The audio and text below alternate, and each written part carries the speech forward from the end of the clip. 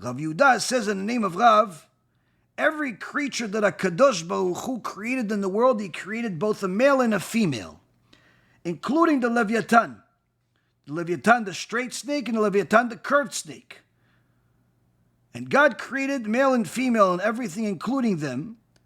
But if they would mate together and bring offspring, have babies, they would end up destroying the entire world.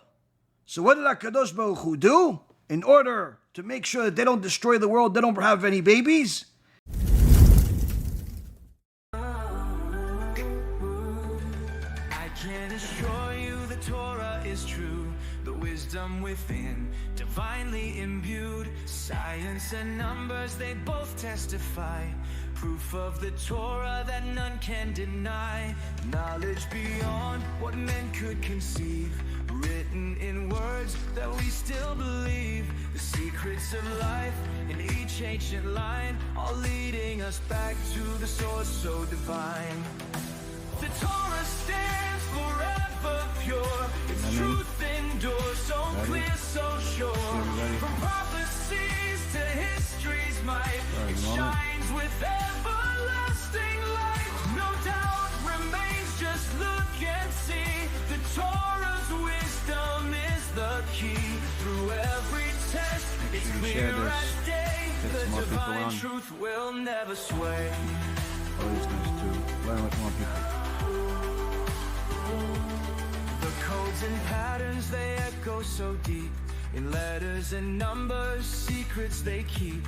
Prophecy spoken, fulfilled in our sight. And Yisrael stands by HaShem's own light. Archaeology proves what's written was real. The story of ages, its truth we feel. From Sinai's heights to our very day, the Torah's guidance lights our way. The Torah stands forever pure. Its truth endures so clear, so sure. From prophecies to history's might, it shines with everlasting light. No doubt remains, just look and see. The Torah's wisdom is the key. Through every test, it's clear as day. The divine truth will never sway. In every parasha, there's a message to find. Answers and guidance for body and mind. The wisdom of Torah, so perfect and bright, shows us the path through darkness to light. Oh. The Torah stands forever pure. Its truth endures so clear, so sure. From prophecies to history's might, it shines with everlasting light. No doubt remains, just look and see. The Torah's wisdom is the key. Through every test, it's clear as day. The divine truth will never sway. It's divine truth will never sway. Yeah, the divine truth will never sway. Study the Torah, let it fill your soul. Its divine proof will make you whole. In every word, in every sign, you'll find the truth so pure, divine. B'Shem Hashem na'aseh v'natzliach, Shiur Torah, Buchim Habayim. We're back on our Tuesday night Shiur, War of Amalek series. Tonight's Shiur is sponsored and also for the Refuah Shlema by Josie Padova. Hashem will give her Refuah Shlema, Refuat HaNefesh, Refuat HaGuf, and also for the Refuah Shlema of Rav Ephraim ben Shulamit, Rabbanit Sarah bat Anat, Rabbanit Levana bat Sarah, Sarah bat Levana, Avi Mori David ben Nesria, Imi Morati Doris bat Joah, and all of Am Yisrael and all the righteous Noahides that continue to learn with us, continue to support the organization. Anyone that wants to support can donate at be'ezrathashem.org, or you can become a paid subscriber on YouTube, and certainly have many opportunities to support. You could also send a check. There's plenty of ways to do good things, Baruch Hashem. Also, to remind everyone, the Kiruv packages of the Asher Yatzar boxes, Baruch Hashem, are going out literally by the dozens. The UPS driver, on one hand, loves us, on the other hand, hates us because there's, Baruch Hashem, so many boxes and they're heavy.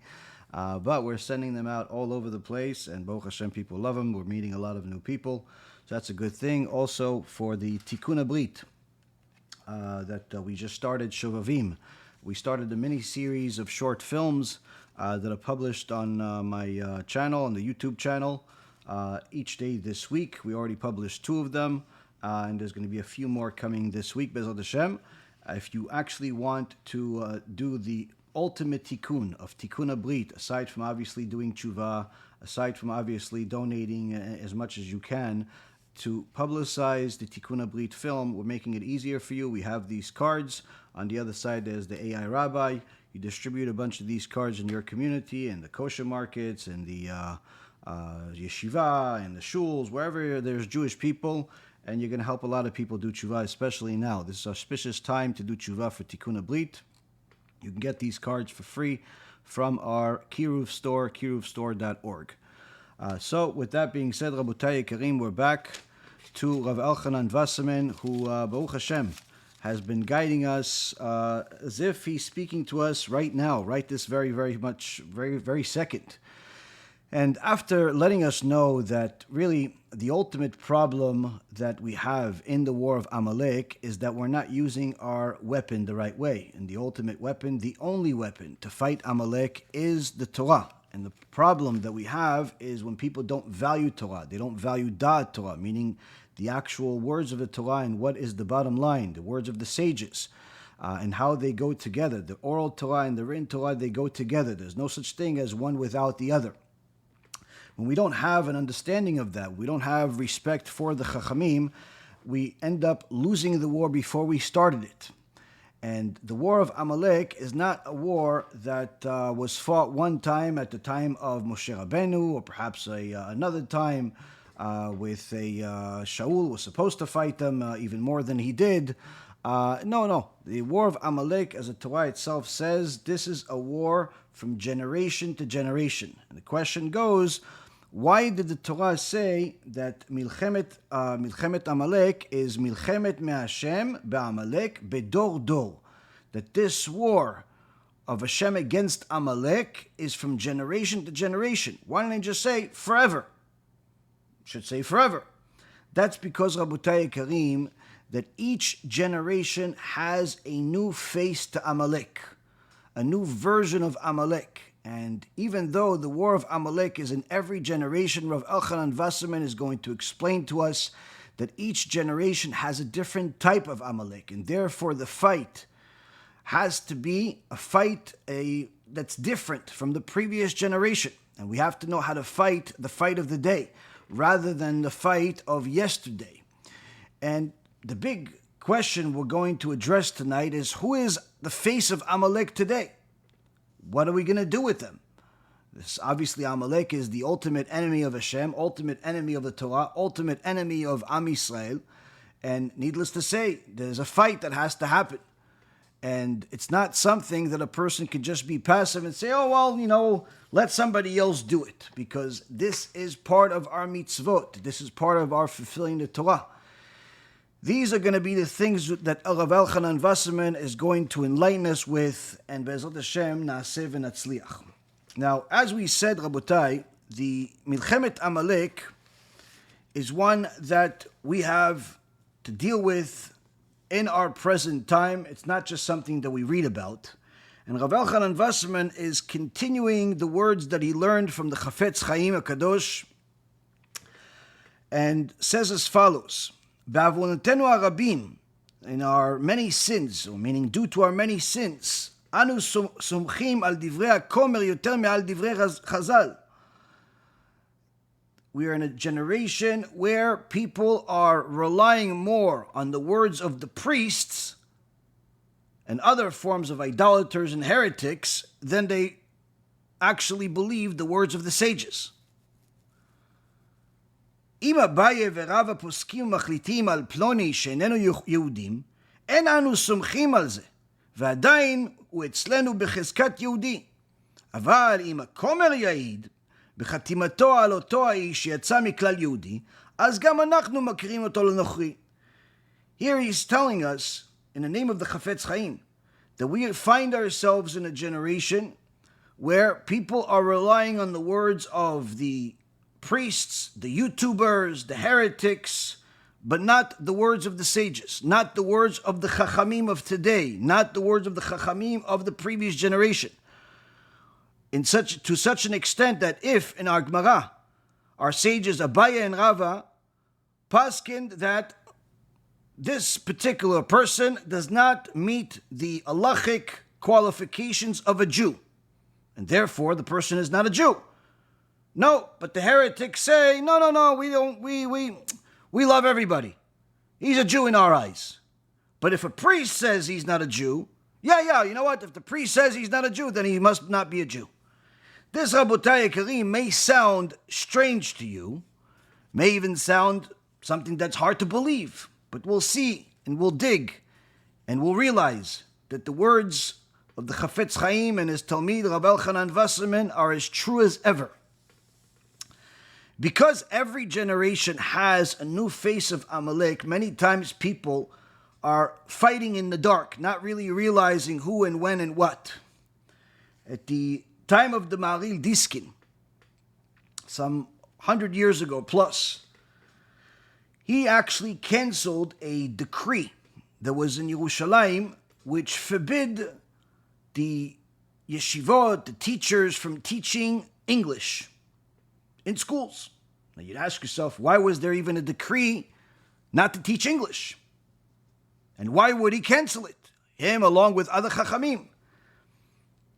Well, that's because when that decree was passed by the sages, it was because the Maskilim, the Enlightenment, the Reformers, or easier said, the Heretics of that generation, were Jewish people that were trying to infiltrate the Jewish community with their perverted ideas, with their heretical ideas, not by going through the front door and telling them, listen, would you like to listen? No, okay, we'll try somewhere else. No. They will try to do the same thing that missionaries do. Go through the back door. Pretend like they're Jewish. Pretend like they mean well. Pretend like they're helping because they donate to the Zionist movement and all types of other backdoor types of strategies that the Satan helps them do. What did they do? They said, listen, we're here just to teach English. And you need to teach English. You have to teach. That's the language of the day.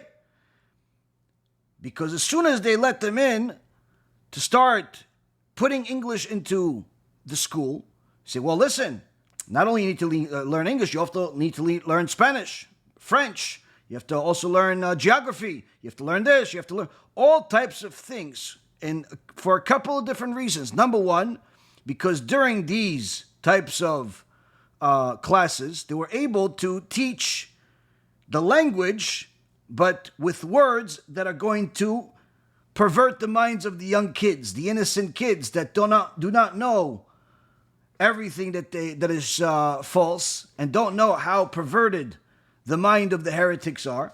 So they're just listening. They think that they're learning English, but in reality, they're learning heresy. This is what's happening in schools today, where they tell you, oh, look, we have a really nice teacher. She really means well. She loves kids. She loves the Torah. And they let her into the school, only to find out, perhaps even years after the fact, that she is not even a she, it's a he. So this, Rabotai, is happening in public schools, in yeshivot, and it's not only today. And the Maharil Diskin said that in those days, these Maskilim would come into the schools in order to try to plant their ideas during those classes. And if not that, simply just take up the school time, as much time as possible. Because if they're able to teach English, and they're able to teach history, and they're able to teach geography, and they're able to teach all types of arts and crafts, and everything they possibly can, that means that there's less time to teach Torah. And that was the whole goal of the Maskilim. But now says the Maharil Diskin, that Satan, that Yetzirah, that face of Amalek is no longer the case in our generation. The face has changed. And therefore, we don't need to continue with this decree of not being allowed to teach English. We don't have that problem anymore. It's perfectly okay to learn English or teach English, and that's actually what ended up happening. So what's the new face? What's the new face, Rabotai? You see, what we have to know, Rabotai, is that each generation's Amalek, each generation's Satan has a new face that we have to fight accordingly. And Rav Elchonon Wasserman says that the only constant in every one of these wars against Amalek in every generation is that it all relies on the poverty in Da'at Torah values. Meaning that when the public does not understand Torah, when the public does not know Torah, we are in trouble. And the problem today is to such an extent that it's not even that people, that the general public do not know Torah. Rather, the problem has been magnified to the point that we don't even have people, the general public does not have the basic ability to understand what the verses even say, even if you explain it to them. Meaning, we're not talking about, oh, you could just read it in your language. No, that's not the problem. There's, Baruch Hashem, the Torah has been translated to 70 languages. There's no shortage of translations. The problem is that when people read the Torah, like they do in the church, like they do in the Hereticville, like they do in all types of other places, then they're not going to understand the meaning of the verses. And they're going to interpret the message from HaShem in a very perverted way. And we are finding ourselves in a generation where the average person out there does not even know what the Torah says, even if you explain it to them. And he doesn't know by choice, because he simply does not want to accept the fact that the Torah called all of this rainbow people a toiva, an abomination. He doesn't want to accept that. He doesn't want to accept the fact that a mechalel Shabbat is cutting themselves away from this world and the next world and is considered an idolater. He doesn't want to accept that. He doesn't want to accept the words of the sages. He doesn't want to accept the word of God. He doesn't want to accept anything. But has the audacity to interpret the verses his or her own way. No, this doesn't mean an abomination, because it also says abomination on someone that eats chametz on Pesach. It also says abomination on something else and then something else. So it's just another word. It's, they're just trying to, make it exciting. What are you talking about? Each one is said for a specific reason, and Chazal explained to us all of these reasons. No, I don't think you're right. I don't think this is the will of Hashem. You're making people separate from each other. The problem, Rabotai Karim, is that you have different faces of Amalek. Some are the more obvious ones to those that have eyes that see, such as the Messianic Jews, which is in reality Christians in disguise. Whether it's the black Hebrew Israelites, or some of them don't like to be called black Hebrew Israelites because they also accept some other people of color, whether it be the Mexicans or the other ones that they decide that they like, because everyone has a united opinion that they hate white people. So the Hebrew Israelites are another form. But realistically speaking, Rabotai, the worst enemy of all, the worst face of modern day Amalek, is the same face that it's always been. Based on the verse, your conquerors, your destroyers will come from within you. The worst face of Amalek are the heretical Jews. Jews that simply reject the Torah. Not because of simple ignorance, but simply because they decide they know more than the Torah. They know more than the sages. They know more than the rabbis. These heretical Jews unfortunately have increased and multiplied in number since the worst tragedy in modern day era happened, which was the coronavirus. The coronavirus was not a tragedy because of the number of people that died, because technically if you look at the statistics around the world, more or less the same number of people that die every year died during those couple of years we had the coronavirus. The number didn't go up by 50 or 100% like some people imagine. And the vaccine that everyone thought, if you take it, everyone's going to die, that didn't happen either. But yet it's still considered the worst tragedy that happened to Am Yisrael in recent history. And the reason why is because that started literally opening two giant doors for the Satan to cause Jewish people to abandon Da'at Torah. Countless religious Jews literally decided to make their rabbis, make Gdolei Ador, make the sages, make the oral Torah their enemy, and still consider themselves religious. And it's not uncommon anymore to see a religious Jew who does not have any rabbi. In fact, it's rare to find someone that says, I have a rabbi, that he's a real rabbi, that I'm going to at all times for everything. People literally pick their rabbis based on picking who they're going to talk to today, like a friendly meeting. Today it's this one, tomorrow is the next one. And if they don't like what this rabbi said, they just go to another rabbi. They switch rabbis like they switch socks. And that's part of the outcome of the Satan's trap for the generation, which it really wasn't to kill people with a virus or with a vaccine or with some type of, a hidden government plan. No. The whole strategy of coronavirus was the Satan's trap to cause people to lose faith in Da'at Torah. And that's exactly what's happened. And that's why the number of heretics has multiplied tremendously in the last few years. And because of the technological advancements, where today you don't even need a cameraman, you don't need anything to simply just make yourself a public speaker. You don't need an audience. You just simply need a phone that you could literally get for a couple of dollars, if not for free, and just record yourself and put yourself all over the internet. And the Satan helps all of the heretics publicize themselves better than the best marketing companies on planet Earth. And what ends up happening is that you see that, yes, we have problems from the Christian missionaries and the Hebrew Israelites and all other types of idol worshippers and heretics that cause confusion. But the biggest confusion is caused by the heretical Jews. Because what ends up happening is that this Amalek, this face of Amalek, leads people to trust the opinions of priests, the opinions of YouTubers, the opinions of fools, more than they trust the words of the sages.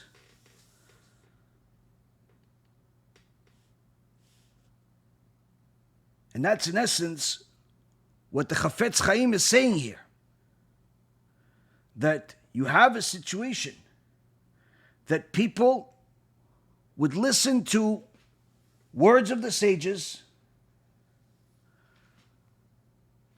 words of Rava, words of Abaye, telling you that if a person has a Jewish father and a non-Jewish mother, then halachically, according to the Torah, he is not considered Jewish. The child of a parent that's Jewish and a mother that's not Jewish is not Jewish according to the Torah. But if they hear some YouTuber with 20,000 views on a video say otherwise, no, look over here, it says the Shvatim, the tribes are selected based on the father, so why wouldn't Judaism be selected by the father? And look, this priest and this professor and this one, they give you all types of, weird proofs that have nothing to do with Judaism. And people fall for the trap. And people start believing, yeah, Rabbi and Abaye are wrong. Yeah, but this is the Talmud. This is the Gemara. Yeah, they make mistakes. They're people just like us. No, they're not people just like us. But you don't understand that. And even if you show these people proofs, you show them verses, you show them halachot, they completely disregard it. And we are finding ourselves in a situation where intermarriage has become standard just as much as corruption in business and politics has become standard. And it's become so standard that parents that literally used to sit shiva, used to mourn after hearing that somebody in the neighborhood, needless to say their own kids, are dating a non-Jew. Today, parents are like, yeah, listen, this guy's daughter is marrying a non-Jew and this guy's son is marrying a non-Jew. Listen, if they're happy, what's the problem? What's the problem? Let's just all be together. We'll all have camp together. We'll all have fun together. Yeah, but you realize this one has a child that is now, he is turning into a she and she's turning into a he. You realize where they're going. This is not working out so well. Listen, if that makes them happy, what do you care? Let them be happy. Just accept them as they are. And this type of tolerance for the different poisons of Amalek and his ideology is actually the root, is actually the biggest part of the problem. If the religious community, at the very least, would understand what we're allowed to accept and what we must reject and separate from, then it really wouldn't be such a problem because we know where to run away from. But when you see how the perverted minds of the heretics have infiltrated the communities, have infiltrated even some of the rabbis leading certain communities, have infiltrated the community itself on a regular basis to the point where people are just accepting things that are forbidden by the Torah as if it's a new law, a new Torah. Then you realize that Amalek is not only have a new face, but that face has made itself feel at home in countless Jewish communities that call themselves religious. And if they're in there, then of course, they're everywhere else. Now, today's Amalek, Rabotai, have multiple faces. After we, as an organization, myself, Rav Ephraim, the rest of the team, fought tooth and nail against the missionary organization, One for Israel, Baruch Hashem made our efforts succeed where they literally broke up. Even though the organization still exists, and Bezat Hashem, that's only temporary, the face of the organization broke off. The couple of faces of the organization broke off, and their efforts are nowhere near the same, and nowhere near the same amount of actual success. But of course, Amalek doesn't stop. Since then, new faces have arrived. And they're not really coming just from the missionaries pretending to be Jews.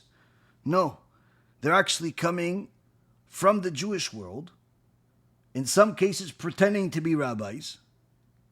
In some cases, they are rabbis that are even respected by many people, like the Manis Friedmans of the world. In other cases, they're not even rabbis, but rather they're people that say, listen, I'm nothing. I'm nothing. The Torah is great. Wait, so how is such a person that says the Torah is great, the Torah is amazing, how is such a person a heretic? There's a couple of clowns like this in Israel. And no doubt there's a few of them in the English-speaking world. And there is one everywhere. Whether it's the Chen Shaulov, Rasha Merusha, that literally curses the sages on a regular basis, but yet pretends to be a rabbi. I can tell you this Rasha, who did tshuva, never really did tshuva because he came from the cash advance business. It's almost impossible to do tshuva from after you've, pretty much financially murdered so many people.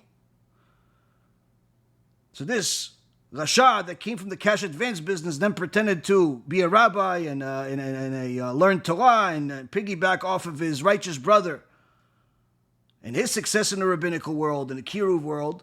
He ended up becoming a Rasha that no one has seen coming.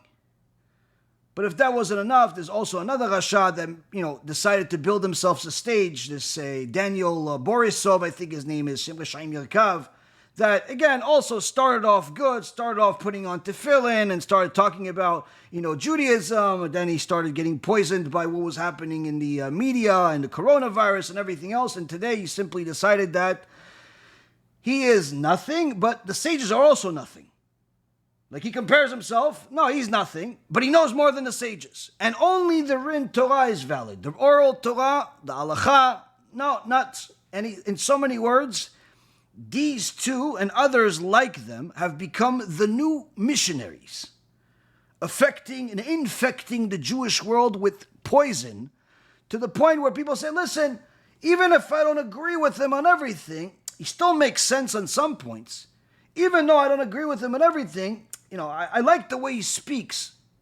You realize that according to Halacha, not only you're not allowed to hear anything he says, even if he's telling you the weather, you're not even allowed to stand within 6 feet of him. Stand within 6 feet of him. Needless to say, listen to a whole video that he makes. But people are completely oblivious of what Da'at Torah is. Oblivious of it. Because now we have what we're calling the post-corona heretics. These post-corona heretics have become the new missionaries. There's even a heretic that's a Hasid with peyot that continuously speaks against the religious community, the rabbis, the sages, while he's wearing his Hasidic garments. And these new faces are not the first time the world has seen this. Because they all have one common denominator. They all pretend to be humble. Now, anyone that has watched my lectures, whether it's the Igeret Aramban or some of the other lectures that we spoke about arrogance, knows that there are different levels of arrogance. There's the obvious arrogance, let's call it like the Donald Trump type of arrogance, someone that's boisterous, that's show off, says he's the best, he's the greatest, he's the richest, he's the whatever, she's the whatever. That's the obvious one. What a lot of people don't know is that that is not the highest level of arrogance. In fact, it's not even close to the level of arrogance of someone that pretends to be humble. A person that pretends to be humble, pretends to be lowly. No, I don't know anything, but, I know more than everybody else, but I don't know anything, and I'm nothing. Everything I say, those types of people that pretend to be humble. Say, listen, I was doing the right thing. I told them just like I heard in a shiur, and I did this, and but in reality, they're just going and marching and dancing around the graves of others. They're as arrogant as you can possibly imagine. That's the one common denominator you have in all of these Amaleks, all of these Erev Rav. They pretend to be humble and lowly. And that's actually part of the trap. So Rav Wasserman says, the truth must be known clearly. And that's that there is no such thing as a Jewish person with the Torah recognizing him as a Jew, with the Torah, there's no such thing as a person that is Jewish without the Torah recognizing him as a Jew. And those people that the Torah concluded that they're not Jewish, no trickery or manipulations of the words in the world would ever make them into real Jews. Meaning that those people that are trying to fool the sages, fool the rabbis, in essence, implement new laws. Say, listen, even though for the last 3,300 years, the halacha said that Judaism comes from the mother, no, we disagree. It comes from the father from now on. Or we feel like we're Jewish, so therefore we're Jewish, like the moron Kanye West said. Or people that say, listen, even though it says that a Kohen cannot marry a convert or cannot marry a divorcee, listen, over here, I don't think it applies because maybe this and maybe that, and they try to literally manipulate the law. Even if you fool your spouse and your kids and your neighborhood and even the local rabbis, and you fooled even the local Beit Din, Rav Elchonon Wasserman says, you're never going to fool HaShem and His Torah. Still, the Torah says no, that means no. Even if you somehow manipulated the words and brought an argument and convinced everyone, it doesn't make a difference. If the Gemara says A, then it's A, the end. If the Gemara concluded that such a person does not qualify to be Jewish, then he's not Jewish. And this, Rav Elchonon Wasserman says, also includes those that are born to Jewish parents, but are yet decreed as idol worshippers because of the sins that they make, such as Mechalel Shabbat, or violates Yom Kippur on purpose, or is an atheist, or denies the Torah, denies the oral Torah, denies the written Torah. Someone that's a heretic, someone that's a Mechalel Shabbat, someone that's an atheist, is considered an idol worshipper. And no manipulation of the words and the different statements that people remember or they want to remember when it's convenient for them is ever going to change that unless those people do tshuva. Just like the Rambam says in the introduction to Perek Chelik in Masechet Sanhedrin, the 10th chapter, people that deny even a word of the oral Torah of the Talmud are considered 100% heretics, apikorsim, that have no share of the Torah, have no share of Olam Haba. They cannot be counted in the minyan, they cannot be used as a witness. And even if that person is your father or your mother or your husband or your wife or your child or your best friend or even your rabbi, it doesn't make a difference. The Torah is the Torah and it doesn't change because of your particular circumstance or emotions. The only thing Rav Wasserman says, the only thing that would help those people that were born to Jewish parents but are considered idol worshippers is if they do tshuva, where even if they've made all of the sins in the world in the past, but now decide to go on a new path, a path of Torah, they could do tshuva, they could fix the past. But if they do not do tshuva and they continue with their heretical ways, they will be forever considered idol worshippers and removed from Klal Yisrael. Until then, says Rav Elchonon Wasserman, something painfully true. Until then, those people that are heretics, I'm not just talking about someone that is ignorant because and therefore secular, but yet he or she respects the Torah, but he doesn't follow it because he just doesn't know the obligation, doesn't know the punishment. She doesn't know the significance of modesty. She's clueless. She was brought up with secular parents. He was brought up with secular parents. They're clueless. So they're still considered idol worshippers. They're still considered that they're in trouble. But what Rav Elchonon Wasserman is now going to talk about is those people that are simply choosing to be heretics. Those people that change and manipulate the Torah. They don't accept the words of the sages. They reject them. They curse them. They insult them. Like this Borisov or Chen Shaulov or Manis Friedman, all these Reshaim. and any of their followers, any of their supporters, those types of people. Says, until these types of people, until these heretics do teshuvah, they are considered like dead limbs in our nation that are spoiling the entire body. These are the words of Rav Elchonon Wasserman. These heretics, some of them that you may know, some of them you may even love, because it may be your husband, your daughter, your cousin, whoever it is. They speak against Dat Torah. They speak against the sages. They insult Chachamim. You should know. Heretic is an understatement.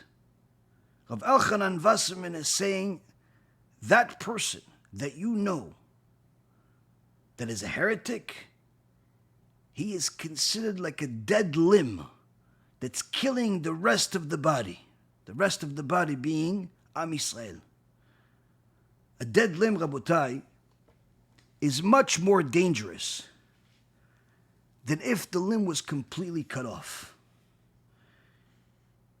If somebody has a bad case of diabetes, then they could be put in a situation where they have to cut off pieces of their body. Same thing with someone that has a bad case of frostbite, or chas v'shalom, if somebody has cancer. The doctors evaluate the situation, and because these dead limbs are endangering the rest of the body, where if they continue coexisting, connected to the body, they'll end up poisoning and killing the rest of the body. And therefore, in the medical world, the number one strategy and only strategy is to cut off that dead limb. Cut it off. Because once it's cut off, it won't cause any more damage. Yeah, but now the person's not going to have any toes, any arm, any... Yes, you're right. He won't have those dead limbs connected to him that used to be toes, or used to be fingers, or used to be an arm, or whatever it was. You're right, he won't have that anymore, but he'll have life. He'll still live. She'll still live. And it's better to have a life with a body that's completely healthy, even if it's not 100% like it used to be, than have a complete body that's dead. The fact that the Jewish heretics are still connected to Am Yisrael is a big problem. It'd be better off if they were cut off. And you'd say, well, what about loving your brothers? What about the fact that they still, go to shul, they still give tzedakah, they still do other mitzvot? You're not understanding. This is not my opinion. This is the way of the Torah.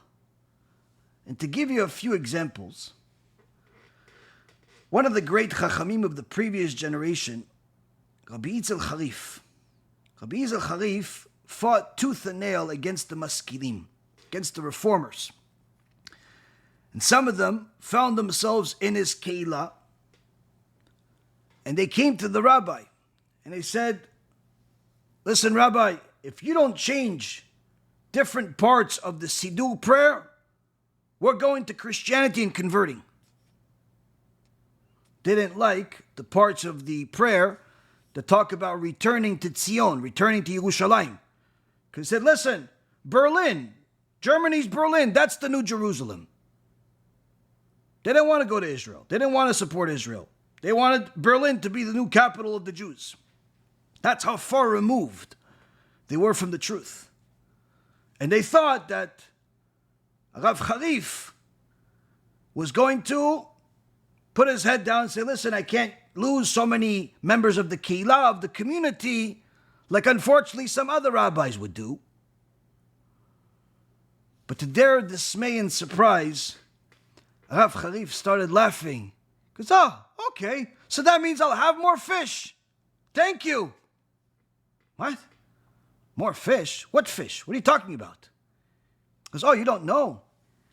He says, you see in the Gemara, in Masechet Bava Batra, page 74b,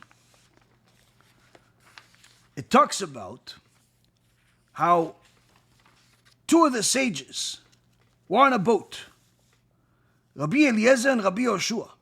Rabbi Eliezer was sleeping, and Rabbi Yoshua was awake. And all of a sudden, Rabbi Yoshua saw something and started trembling, scared to death, and started pushing Rabbi Eliezer to wake up. Rabbi Eliezer said, what's wrong? What's wrong, Rabbi Yoshua? He said, I saw a great light in the sea. Something huge, enormous, and the light was like the light of the sun. Oh, says Rabbi Eliezer, you must have seen one of the eyes of the Leviathan. As the Torah says in the book of Job, chapter 41, verse 10, that the eyes of the Leviathan are shining like the sun at the break of dawn. And then the Gemara says some more details about the creation of the Leviathan. It says in Bereshit, in Genesis chapter 1, verse 21, it says, Vayivra Elohim et hataninim agdolim. God created the great sea monsters. Here, the sages say,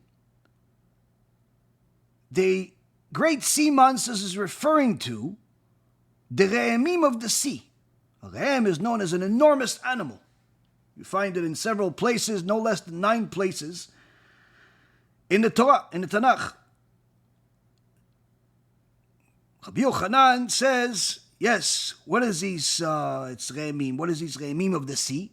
He says, these great sea monsters are the Leviathan, that's the straight snake, and the Leviathan, that's the curved snake. Leviathan akalaton and Leviathan nachash. I'm sorry, Leviathan nachash akalaton and also Leviathan nachash bariach. This was a male and female Leviathan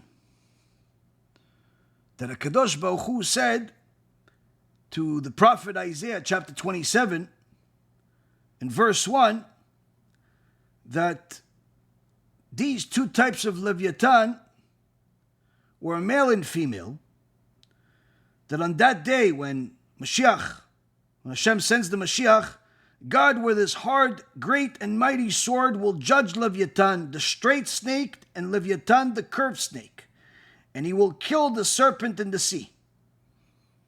So what is this all about?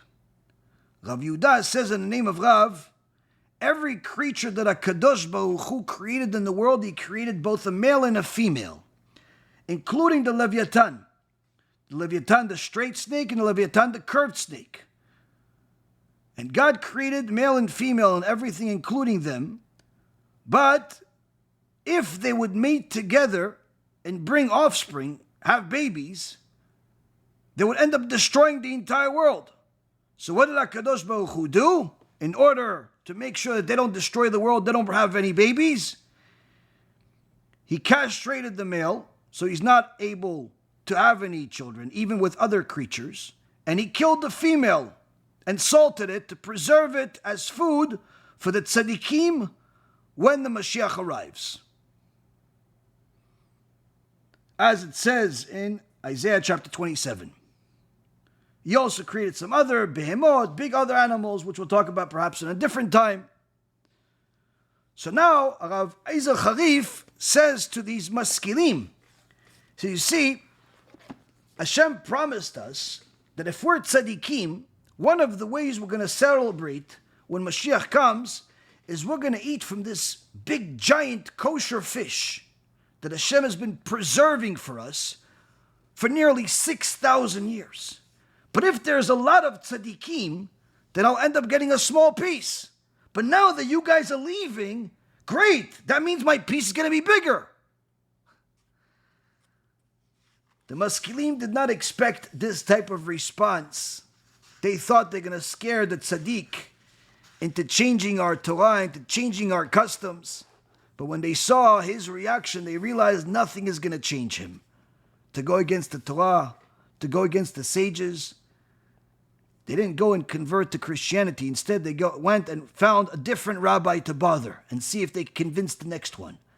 And that's what they've been doing till this day, trying to continuously infiltrate different communities in order to poison the leaders, in order to become the leaders, and eventually poison the community itself. And Rav Elchonon Wasserman concludes, because of this, because of these dead limbs, the only way to win this war is by cutting the dead limb off, just like you'd cut off cancer, because keeping them connected risks the entire body. One rotten heretic can destroy an entire keilah, even an entire community or more. We already see the damage that some of these heretics that we've exposed over the years have caused. Literally, you have people that have abandoned any resemblance to the truth of the Torah after listening to these heretics. Now, of course, you're going to have some of the ignorant people that pretend that they know better than the sages, than the Shulchan Aruch, say, well, what about ve'afta l'reacha kamocha? That you must love your brother like you love yourself. What about that? Well, it specifically says ve'afta l'reacha. Someone that's reacha, someone that is part of your nation, cannot be a heretic at the same time. Because once a person chooses to go against, whether it's the written Torah or the oral Torah, or Da'at Torah in general, they then remove themselves from being considered your brother or your sister. And one way to understand this is that if you use the same logic in a different way, where you're trying to convince the rabbi not to kick out the heretic, not to reject the heretic, because you should love him and accept him, even though he went to all types of rainbow parades, even though he promotes the rainbow and that whole vile movement, even though he is part of the reason why Los Angeles is being burned, literally destroyed right now as we speak, HaShem Elachem. Even though he's one of the reasons that HaKadosh Baruch Hu decided to take this Sodom and Gomorrah and destroy it with its $1 million and $100 million houses. Only 2 days after Hollywood made fun of HaKadosh Baruch Hu in public in one of their ceremonies, celebrating their glory and their Oscars or Emmys or whatever it was. They literally mocked God on national television 2 days before HaKadosh Baruch Hu burnt all of their houses, or at least most of them. So you can say, well, look, we should love him because he's still Jewish, even though he doesn't believe the Torah is applicable in our generation, even though he's an atheist, even though.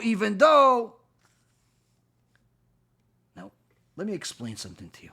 You may not understand the value of the Torah, so when you hear that someone is no longer part of the community, no longer considered a Jew, his Judaism is literally on suspension, he's considered an idol worshiper, it's hard for people to digest that because they want to make peace. But peace is not possible at all costs. We're not the Zionist Israeli government that literally is just complying with whatever horrible terms are given, releasing thousands of terrorists that were literally supposed to get the death penalty just to go and get a couple of their own people back. So not realizing that, yes, it's nice to have a couple of our people back, but you realize that those 1,000 or more terrorists that have killed people already are going to come back and kill more people, a lot more than what you're freeing, just like what happened with Gilad Shalit and what happened with those terrorists that were released. One of them is the founder of this whole October 7th. So when you negotiate with such foolishness to accept everyone no matter what, you're actually jeopardizing the safety of many more than what you think you're saving. And if you were to come to your community and say, listen, this guy, he's a pedophile, and he hurt a bunch of kids, but he means well. He really likes kids. We shouldn't kick him out. We should bring him closer. Maybe he'll stop torturing and hurting kids. Maybe he'll stop giving people trauma for the rest of their life. If we bring him closer, maybe give him an aliyah. Maybe the rabbi should spend some one-on-one time with him. Maybe we should make him a teacher in the community. If you brought that logic, that fake love logic, anyone that's listened to you that still has arms will probably use both of them on your face. You're going to bring a pedophile to our community? Someone that's known as a pedophile, someone that's hurt kids and has traumatized them and their parents for the rest of their life? That the Torah says that someone that does that is considered as if he murdered, because that's what the Torah compares rape to, that's murder. So you're going to bring a murderer to our community because you like him? Because you think that this is the right thing to do? And I'm not even sure if they're going to use both of their hands on your face and then say what I said, or they're just going to just use the hands on your face and perhaps maybe after you come out of the hospital, they'll explain to you why they did it. I'm not really sure. But either way, if you try to use that type of logic to bring a pedophile or rapist or any one of these vile murderers into a community, no one will accept that. But you see, the way the Torah works is that the sages explain to us, in the name of God, Gadola machtio min haorgo. Someone that causes others to sin is worse than someone that kills them. Meaning, the heretic that is perverting people's minds, poisoning their minds with an ideology that is against the Torah, that is telling them that things that are forbidden are now allowed, and things that are allowed are now forbidden. Such a person, such a vile heretic, is considered worse than a murderer. Because while the murderer is removing somebody's physical life, he doesn't hurt their eternal life. Whereas a spiritual murderer, a heretic, is destroying both this life and the next. Certainly, the eternal world is not going to be heaven, but rather the opposite. But even their current life in this world becomes demented and distorted, just like the ideology. Now you're going to say, wait, but didn't the great rabbis have more patience and acceptance even for these heretics? Isn't Rav Ovadia Yosef, alav shalom, known to have patience and acceptance of everybody? No.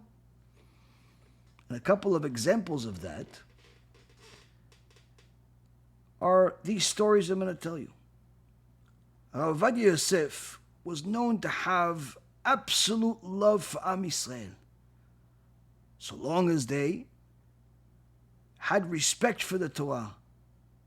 Even if they didn't follow it completely, he spent his entire life doing kiruv and helping publicize the Torah, whether it's in the Ashkenazi world, the Sephardi world, the Yemenite world, the Ethiopian world. He publicized the Torah for every community. And he loved Jews with a passion. But yet, one Purim, there was a decree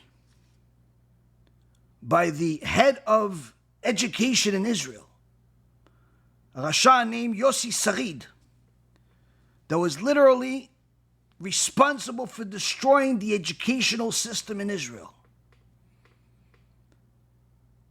So when Rav Ovadia Yosef came to the shul, when they were reading the Megillah, and it's customary to say, Arur Aman, and everybody repeats Arur Aman 3 times. meaning cursed is Aman, accursed is Haman, accursed is Aman, Rav Ovadia Yosef also added, Arur Yossi Sarid, and everybody repeated, Arur Yossi Sarid, Arur Yossi Sarid, and literally cursed this Rasha Merusha that has already left this world and is rotting in Gehenom forever for what he did. When it was time to fight the heretics, no one did it better than Rav Ovadia Yosef. There was also another time, a story that's less known. My dear Rav Ephraim heard this recording himself. This happened in the kollel that he went to for many years. The building, the kollel Yechaveh Da'at of Rav David Yosef, the current Rishon LeZion. Some years ago, there was a religious heretic that was speaking against the Chachamim of the generation and even saying bad things about them, all types of horrible things. Rav Ovadia Yosef came to the kollel Yechaveh Da'at, spoke to all of the Avrachim, Rabbanim over there. He said, I want you to know, there's a guy named such and such, son of such and such. Everyone knew who he was talking about. Who speaks against the Chachamim. I am putting him on Nidui. He's on Cherem.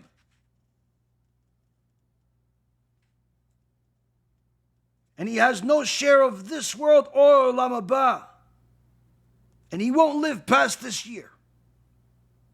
Here, you have Rav Ovadia Yosef showing exactly what the Shulchan Aruch says we have to do with heretics. While the Torah tells us that we have to love our fellow Jews, that's so long as they are our fellow Jews, not those that are trying to remove us from Judaism.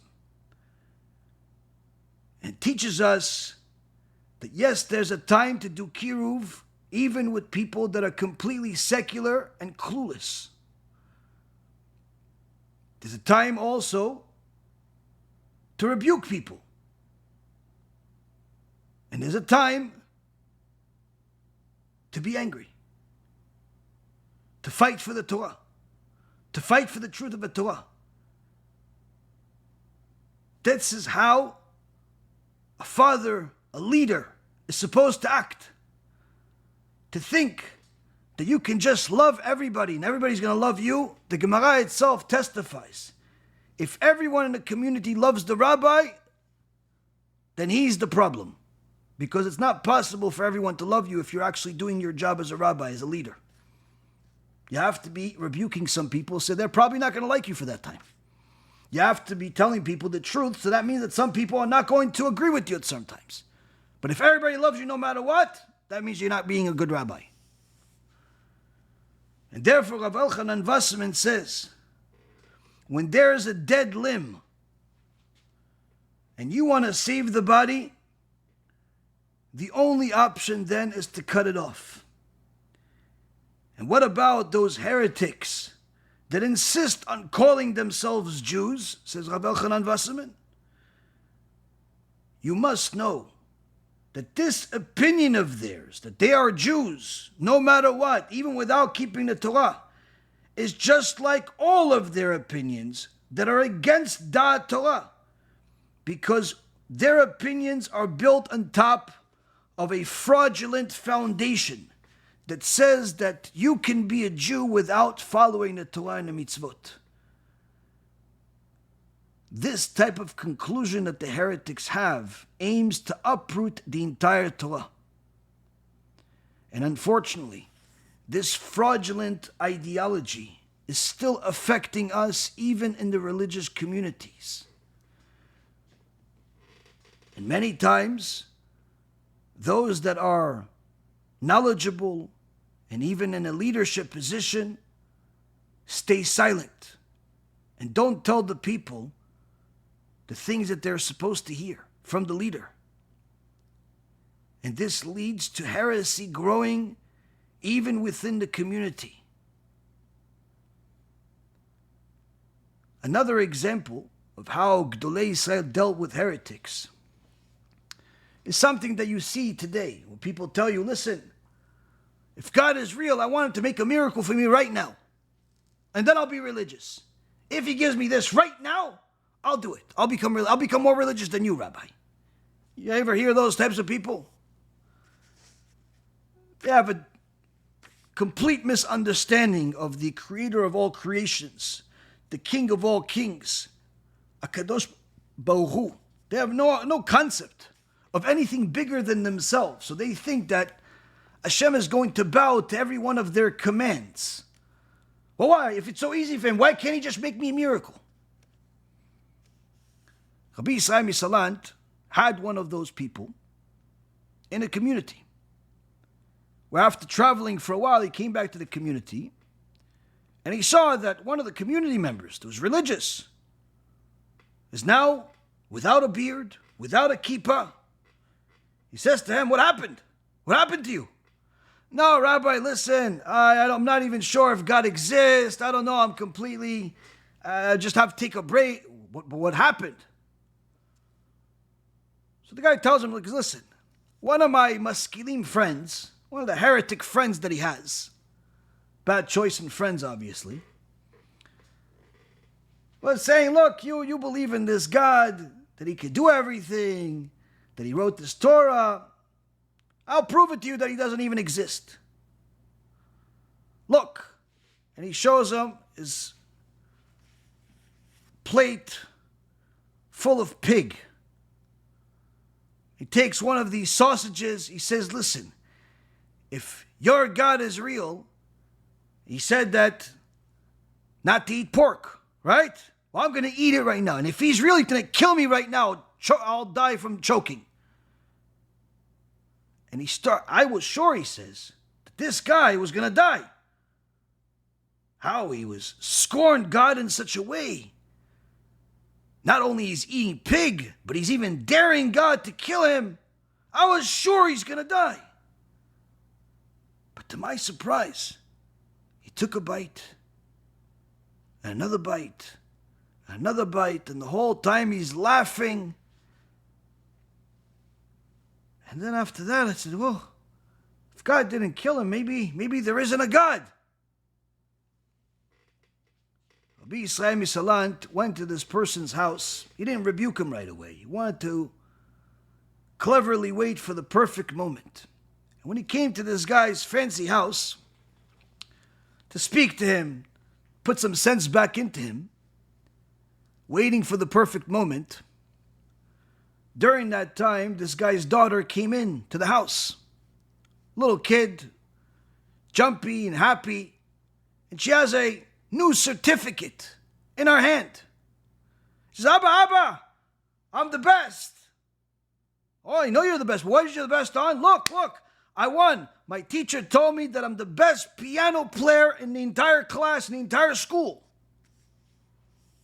Oh, wow, look at that. You see that, Rabbi? We have a new musician. We have a new giant musician in the family now. Rabbi Yisrael Misalant says to the girl, can I see that, please? He looks at the certificate with a little gold, little stamp on it, and the words. And he says to the girl, what's to say that this is even real, though? I was like, what do you mean? Well, how can I rely on this piece of paper that says that you're the best musician? What's to say? Why should I believe that? I mean, do you know how to play Bach? Yeah, I know. I never heard it. Do you know how to play all the Beethoven? Yeah, I know. I never heard it. And he starts naming different symphonies and different music. And she says, yeah. He's like, well, I never heard it. He's like, listen, until I actually hear you playing on a piano and all of these different things in such a high level, I can't believe this certificate. And the kid, of course, gets so offended how the famous rabbi just completely destroyed all of her accomplishments, and she cries out to our father, what is this, Abba? What am I doing here? What is it? What's all this worth? What do I need this certificate for? If every time somebody's going to look at it, he's going to tell me, well, listen, we can't believe you because we didn't hear you play the music. Of course, the father is embarrassed. And he says to the Rabbi, she really did it. Look, she got a certificate. And Rabbi Yisrael Misalant smiles at the man and he says, you're right. Your daughter is right. But your ears should hear the words that are coming out of her mouth and apply it to your life of Torah. 3,300 years ago, HaKadosh Baruch Hu gave us Torah to millions and millions of Jews. And in fact, the entire world was witness to it and knew about it, proven by the fact that when Yeshua ben Nun brought Am Yisrael to Eretz Yisrael, everyone knew that the Jews received the Torah. When he spoke to Rachav, before she converted to Judaism, she told them, we all knew that you received the Torah. How did you know? Did you get a WhatsApp message? Was it on a New York Times? How did you hear? HaKadosh Baruch Hu made sure the entire world knew that we have just received the Torah. Millions of people witnessed this. As Moshe Rabbeinu says to Am Yisrael, it's written in the Torah, all of you saw everything that HaShem has done for you.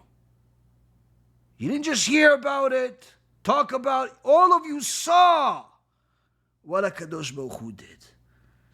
And after that, HaKadosh Baruch Hu gave us the written Torah, gave us the certificate, gave us the proof that all of this happened.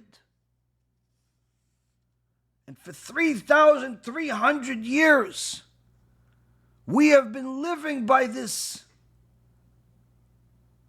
Now you say that you don't remember being at Mount Sinai.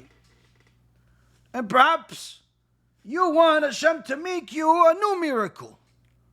To kill the guy that's eating pork. Or to do some other form of miracle. So what, you think that every time some Joe Schmo is going to ask HaShem for proof, he has to comply? He's the King of Kings. That's the whole point of the certificate. That's the whole point of the Torah itself. And that's the problem, Rabotai Karim, that many people have until this day. They have this impression of God that He's like them. Similar to the poisonous ideology of Manish Friedman and Chabad today, unfortunately, that God needs you, and they humanize God. Not just in their words by saying He has arms and legs and a body and so on, all types of other idolatrous types of statements, all spearheaded by Manish Friedman and his followers. But they even conclude that He has emotions like us and He thinks like us, and if we wouldn't do something, He wouldn't do it, and all types of things. So the guy in the story of Rabbi Yisrael Misalant concludes that if he was God, then He would certainly kill the guy that's eating a non-kosher hot dog.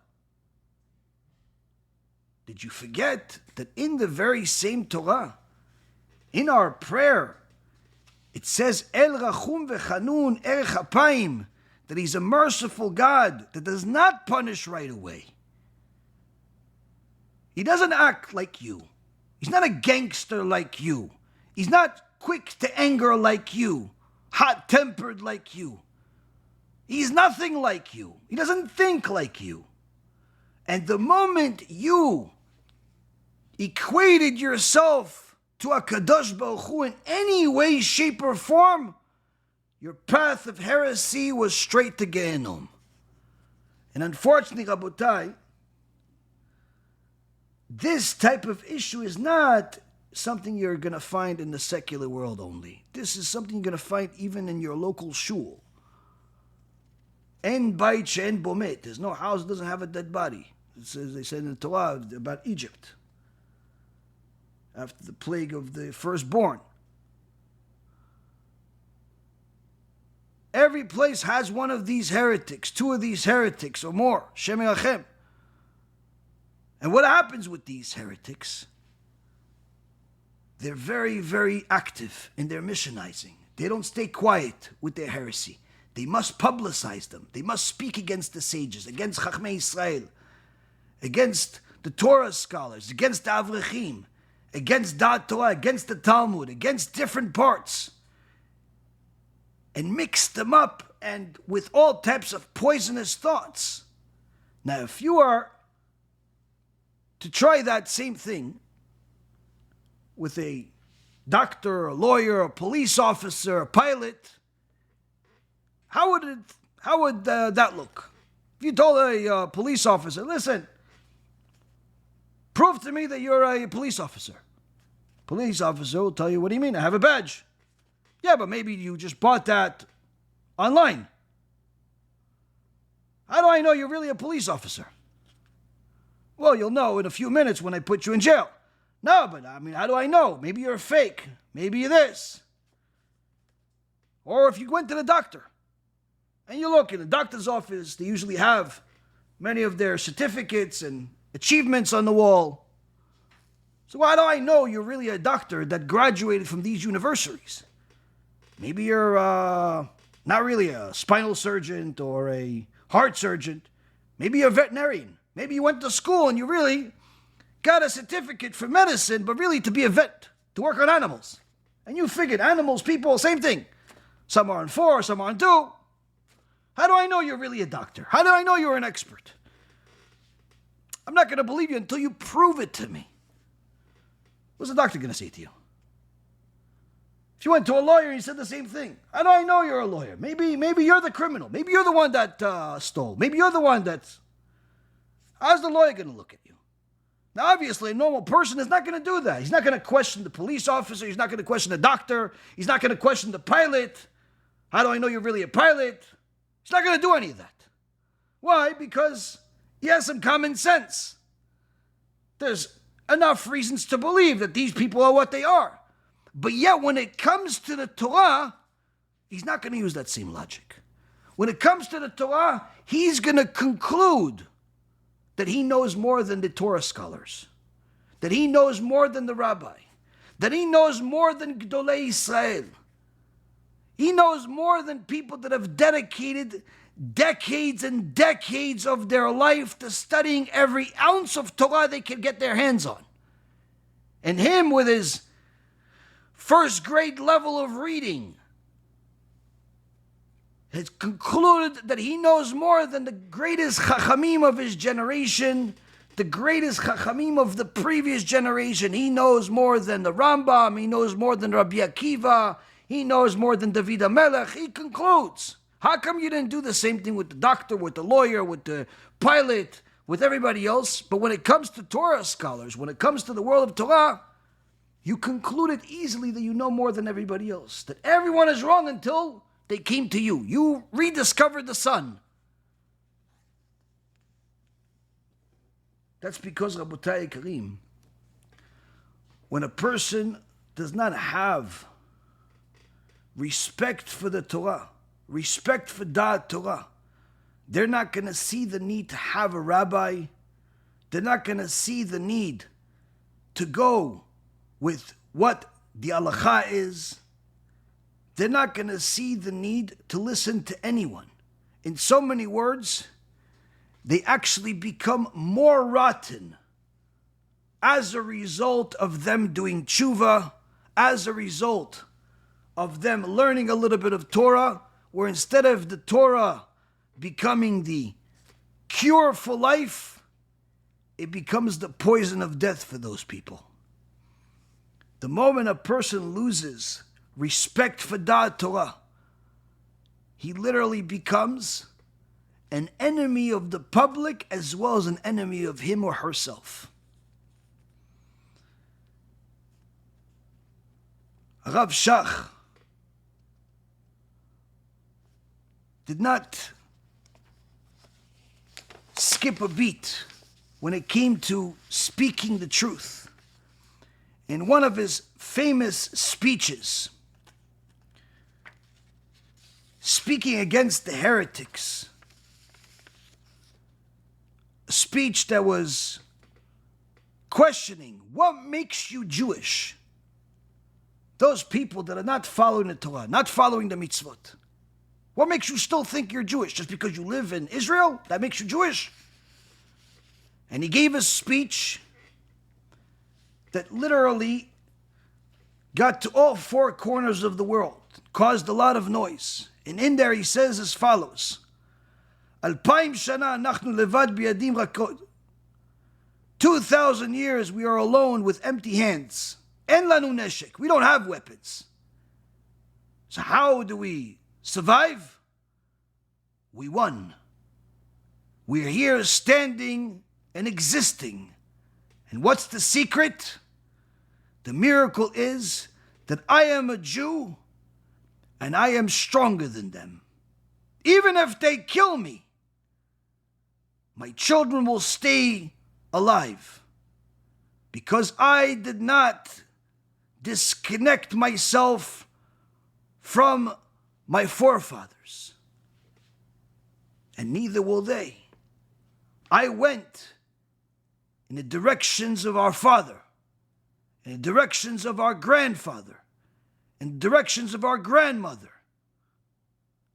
I learned my wisdom, meaning the Torah, and also my customs.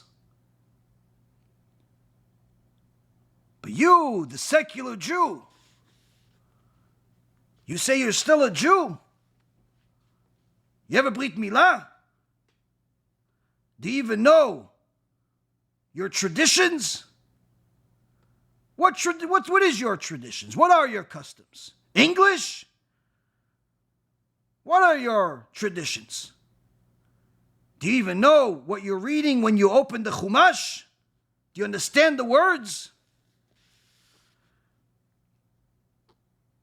It says there are some kibbutzim that do not even know, the people there do not even know what Yom Kippur is. They don't know what Shabbat is. They don't know what a mikveh is. They raise rabbits and pigs as animals to eat. You're saying they have a connection to their Father in heaven? They have a tradition? This is a tradition that's holy? They disconnected themselves from their past. They disconnected themselves from our past, and they're requesting a new Torah. If there's no Shabbat and there's no Yom Kippur, then what makes you Jewish? And then he completes the speech by saying, there are those that will say that these words that I'm saying are like a fanatic. Things that are ancient, not of this time. But our holy Torah says, this Torah is our wisdom in our eyes and in the eyes of the nations. And the Torah testifies that it is the wisdom of the Jews even in the eyes of the nations. Meaning that Jews are only considered wise in the eyes of the nations because of their Torah.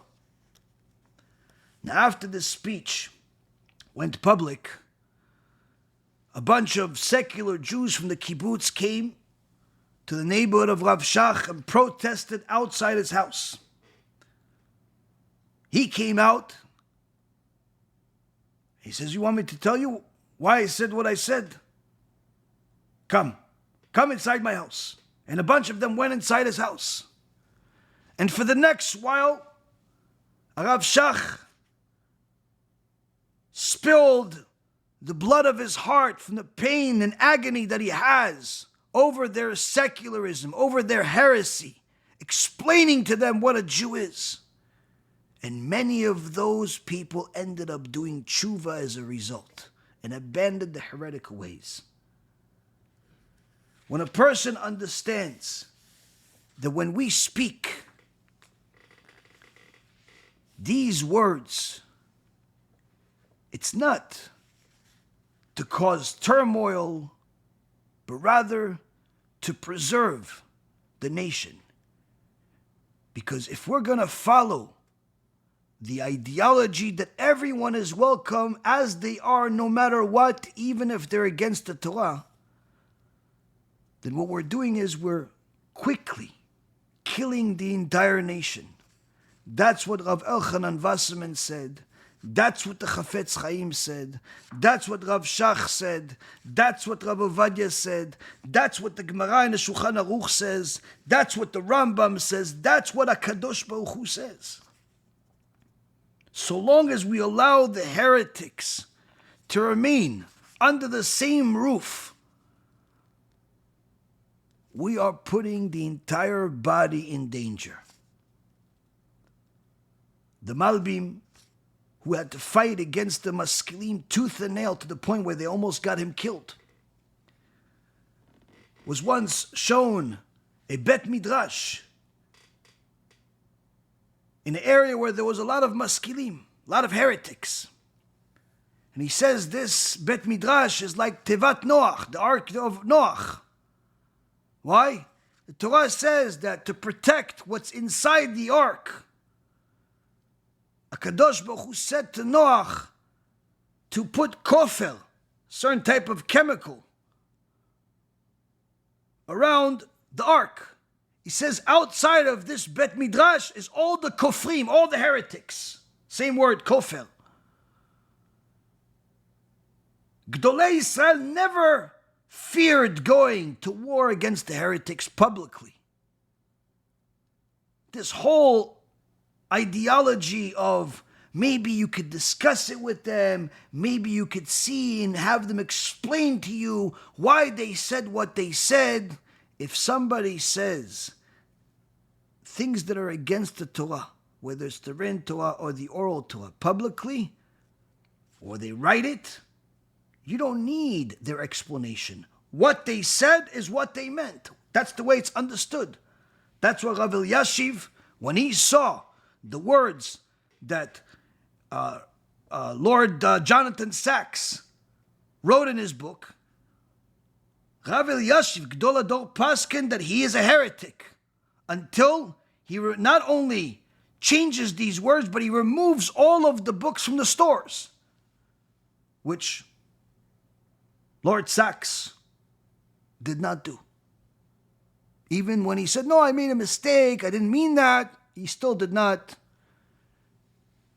take back what he did and get the books out of the stores. Gdolei Yisrael did not shy away from going against heretics, Rabotai, because they knew that it's in order to preserve our nation, this fight against Amalek is an absolute necessity, just like observing Shabbat is, just like having Brit Milah is.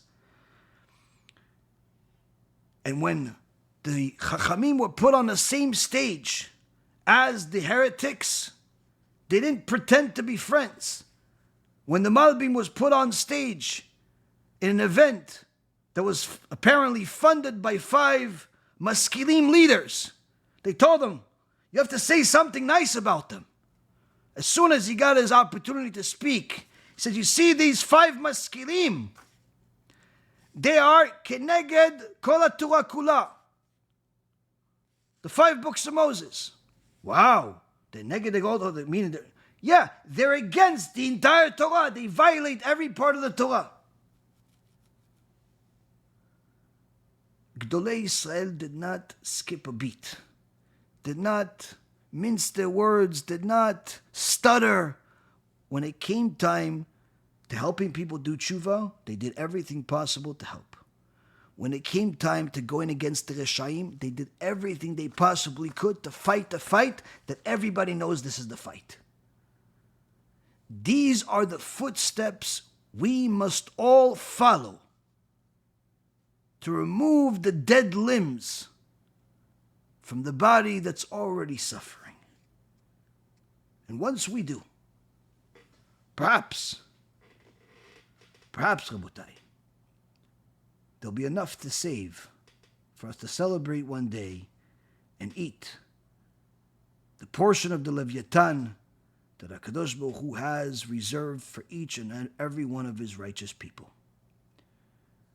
Thank you very much for learning with me. May HaKadosh Baruch Hu bless each and every one of you to succeed in your fight of Amalek.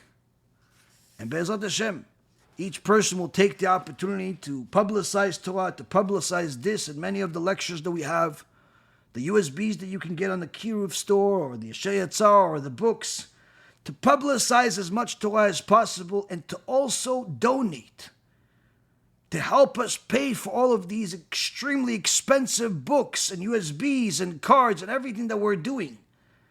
Because Rabotai Karim, when you invest into Kiruv, when you help us do all that we do, you become a partner in all of the results. When a person does tshuva and ends up living his life as a tzaddik, as a tzaddikah, every single one of those mitzvot goes to your account also. And you may very well need all of those mitzvot in order to fix your past, in order for you to clear your future's path, in order for you to succeed in elevating yourself in Torah, elevating yourself in Parnassah, finding a shidduch, completing your conversion, having a child. Kiruv is not a favor that you're doing anyone else but yourself. And that's why, Rabotai Karim, all of Gdolei Israel always invested an enormous amount of their time and their life publishing the truth, which also included fighting against the lies. Hashem gives us 24 hours in a day. He gives everybody a certain amount of parnassah. Choose well how you use all of that.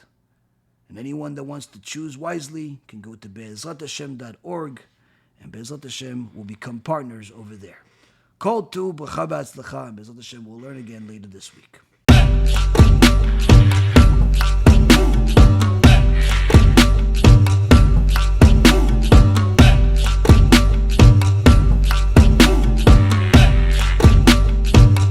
Rabbi Reuven AI speaking here.